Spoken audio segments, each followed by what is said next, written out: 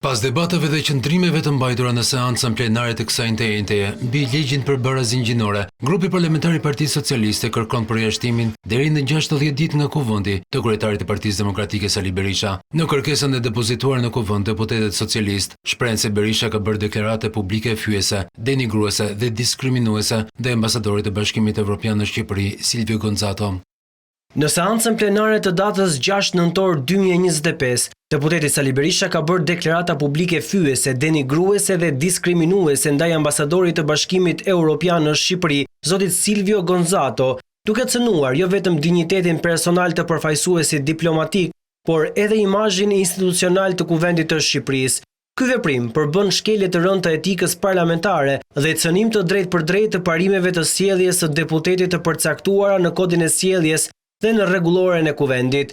Grupi parlamentar i Partisë Socialiste dënon me ashpërsinë më të madhe sulmin ndaj ambasadorit të Bashkimit Evropian, zotit Silvio Gonzato.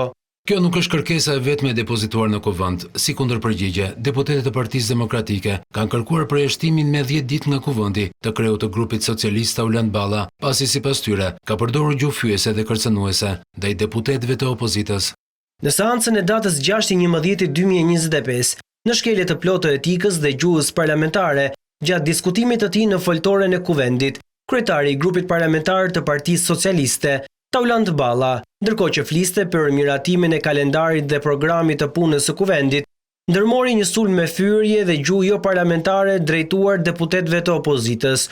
Gjuha jo parlamentare dhe fyese që përfshin fjalët lihni, raca e këtyre, ta tregoj unë ty, gënjeshtar e të tjerë gjatë fjalës për kalendarin dhe programin është shkelje disiplinore. Kjo sjellje e deputetit Auland Balla është e përsëritur seancë pas seance dhe mbetet në çdo rast e pandëshkuar. Fyerja dhe kërcënimi ndaj deputetëve të opozitës është i papranueshëm dhe duhet të shoqërohet me masën disiplinore, përjashtim me 10 ditë nga seanca plenare dhe komisionet parlamentare. Betejë politike mes mazhorancës dhe opozitës tashmë ka kaluar edhe në sekretariatin e etikës. Mbetet për të parë se cili do të jetë qëndrimi në mbledhjen që pritet të zhvillohet në fillim të javës së ardhshme.